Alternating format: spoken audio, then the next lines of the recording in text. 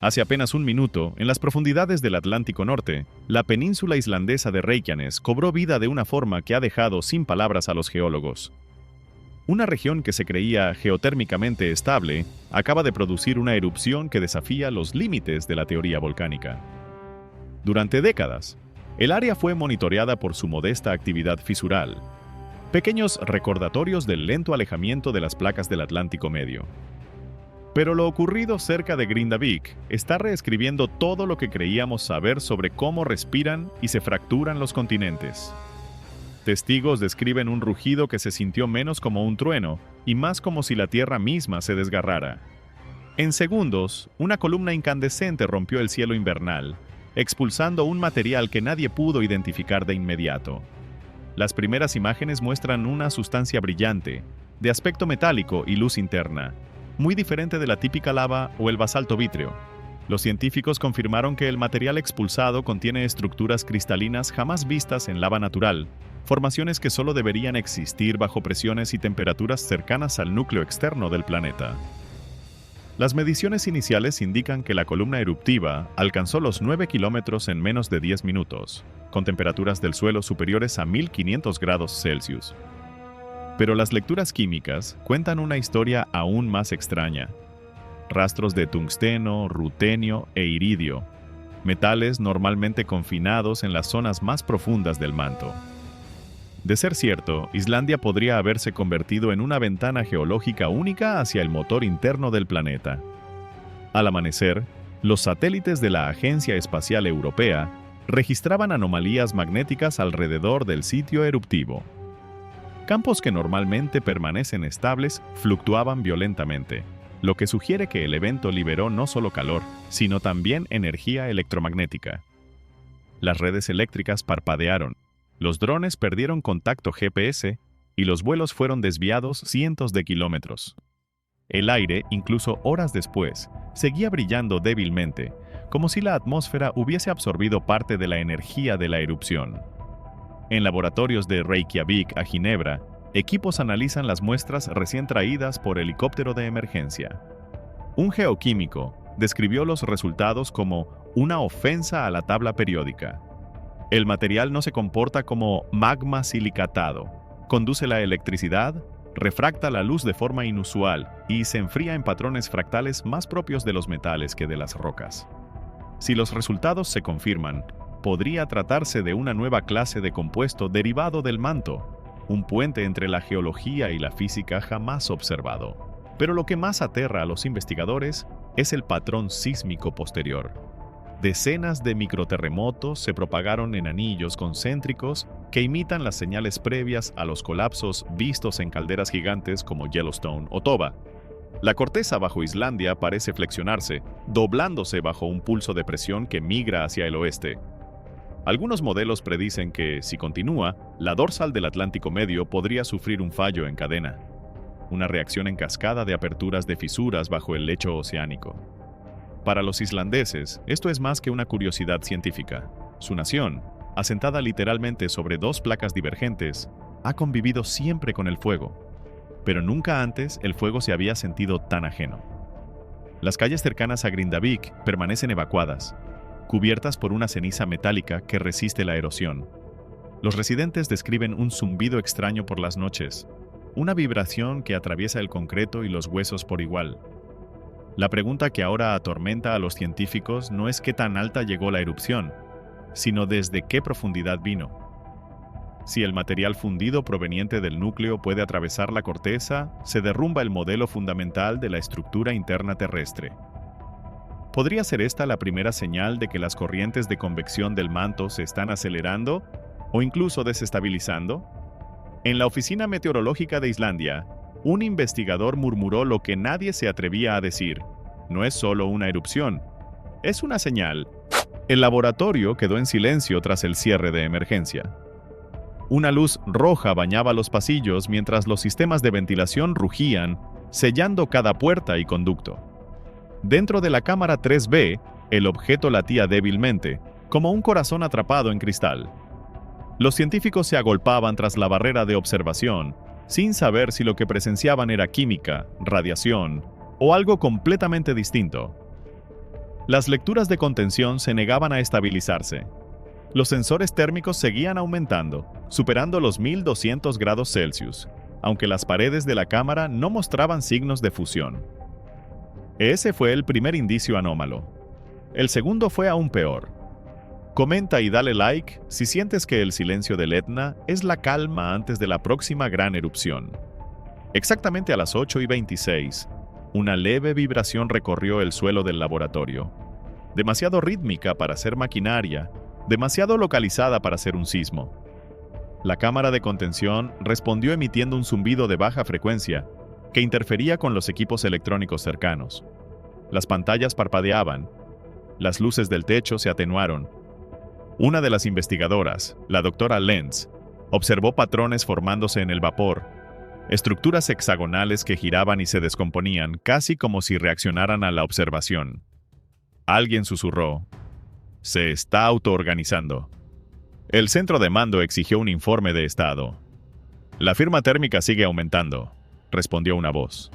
«Y el campo de contención está perdiendo calibración». La decisión fue inmediata: iniciar supresión magnética total. Los generadores rugieron cuando las bobinas superconductoras se activaron alrededor de la cámara, creando un campo lo bastante fuerte como para contener plasma.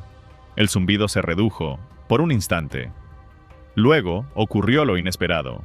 La sustancia en el interior se contrajo de golpe, brillando blanco intenso, y una onda de choque sacudió toda la instalación. Las alarmas aullaron. La red eléctrica colapsó, sumiendo a medio complejo en la oscuridad. En la sala de control, los sistemas de respaldo se encendieron lentamente. Las cámaras cambiaron a modo térmico, revelando la muestra suspendida en el aire, girando lentamente dentro de la cámara. No tocaba ninguna superficie. «Está levitando», murmuró una asistente incrédula. Los flujos de datos se multiplicaron, lecturas electromagnéticas fuera de escala, firmas energéticas desplazándose por espectros desconocidos. Alguien sugirió que podía tratarse de una descarga piezoeléctrica. Otro pensó en una resonancia magnética de retroalimentación. Pero ninguna ecuación encajaba. A las 8:39, el incidente ya había superado las capacidades del laboratorio. El director ordenó notificar de inmediato al Comando Científico de Defensa. Se abrió un canal clasificado. Coordenadas, mapas térmicos y lecturas de peligro comenzaron a transmitirse a los satélites en órbita. La División Geológica de Estados Unidos, la ESA y un consorcio privado de investigación en Japón solicitaron acceso al flujo en vivo. En cuestión de minutos, la muestra del monte Etna se había convertido en un asunto de interés internacional. En la enfermería, el técnico herido se recuperaba, pálido pero consciente. «No quemaba», murmuró, mirando la leve marca que aún brillaba bajo su piel. Se sentía viva. Los médicos intercambiaron miradas inciertas. La herida emitía una débil radiación infrarroja, como el calor de un motor que aún no se ha enfriado. De vuelta en la cámara 3B, el objeto levitante comenzó a girar más rápido. La contención magnética alcanzó su capacidad máxima. Un zumbido tenue se convirtió en una resonancia que hizo vibrar las paredes.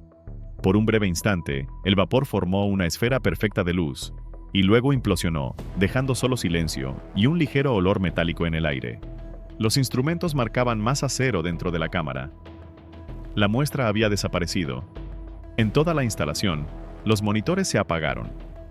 Luego, uno por uno, volvieron a encenderse, no con imágenes, sino con líneas de datos que ningún sistema había generado. Cadenas de código binario aparecieron en las pantallas, organizadas en bucles recursivos que desafiaban toda programación conocida. La doctora Lenz susurró las palabras que luego encabezaron el informe clasificado. Está intentando comunicarse. Para la tercera semana después de la erupción, el monte Etna había quedado en silencio. Demasiado silencio. Las estaciones sísmicas esparcidas por el paisaje siciliano registraron una inquietante caída en el temblor armónico. Era como si el volcán se hubiese puesto en mute. Para los vulcanólogos, el silencio nunca es buena señal. Casi siempre significa que la presión se acumula en lugares a los que los sensores no pueden llegar. En el centro de mando temporal cerca de Nicolosi, equipos de geofísicos y mineralogistas trabajaban día y noche, analizando flujos de datos incompletos. Cada ping sísmico, cada píxel satelital contaba.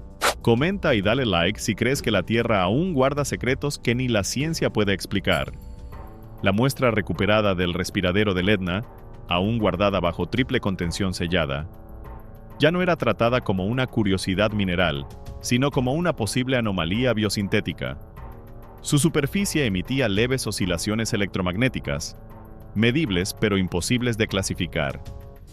Un técnico describió las lecturas como rítmicas, casi cardíacas.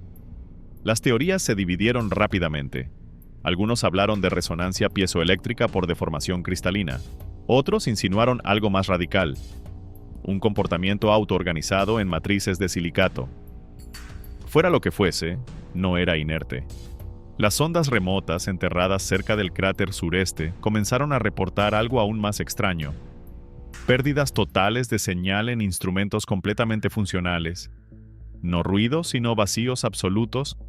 Zonas en blanco donde la Tierra parecía absorber, en lugar de reflejar, la energía sísmica. Estas zonas negativas, mapeadas mediante tomografía de muones, delineaban una red de cavernas que se extendía más allá de las cámaras magmáticas conocidas del Etna. La configuración no tenía sentido geológico. Es como si algo hubiera tallado su propio espacio, murmuró un investigador. A medida que la noticia se difundía por redes académicas cifradas, comenzaron a llegar solicitudes de colaboración. El Laboratorio de Propulsión a Chorro, JPL, de la NASA, ofreció recalibrar sus espectrómetros orbitales para escanear los flancos del Etna en busca de emisiones anómalas. La Agencia Espacial Europea redirigió un satélite de observación terrestre para un sobrevuelo de 24 horas. Pero la fascinación global pronto chocó con la política. Surgieron informes de que un consorcio privado de empresas tecnológicas había desplegado drones de muestreo autónomos bajo el pretexto de mapeo ambiental. En realidad, estaban buscando anomalías isotópicas, posibles pistas de nuevos materiales.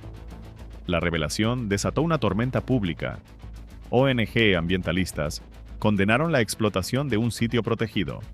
Las redes sociales amplificaron cada rumor, desde minerales alienígenas hasta operaciones militares secretas. El gobierno regional siciliano impuso una zona de exclusión aérea sobre las laderas superiores del Etna, citando motivos de seguridad. Los manifestantes se congregaron en la plaza principal de Catania con pancartas que decían: «La montaña no es una mina». Dentro del observatorio, los científicos sentían la presión aumentar. Las agencias de financiación exigían respuestas. Los periodistas acampaban frente a las vallas de seguridad, pero los datos se negaban a cooperar.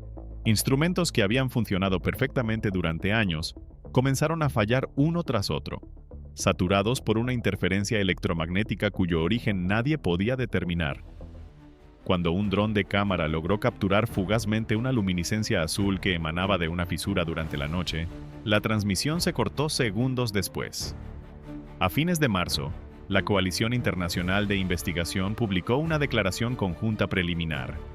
Confirmaba que el material recuperado no podía clasificarse como ningún producto volcánico conocido. Su composición sugería presiones de cristalización superiores a las del manto superior terrestre. Los hallazgos implicaban un conducto transitorio, una conexión abierta hacia zonas del planeta jamás alcanzadas por el magma. Aún así, el tono oficial se mantuvo prudente. No existe un riesgo inmediato para las poblaciones cercanas, decía el informe. Sin embargo, la estructura interna del Etna está experimentando una reorganización rápida y sin precedentes. Esas palabras, aunque cuidadosamente elegidas, pesaron mucho más allá del ámbito científico. Para los habitantes del oriente de Sicilia, la calma ahora se sentía como la pausa antes de que un gigante ancestral vuelva a respirar. Y en lo profundo de la corteza, la montaña realmente estaba respirando, lenta, deliberada, y de una manera nunca antes vista. Comenta y dale like si crees que la Tierra aún guarda secretos que ni la ciencia puede explicar.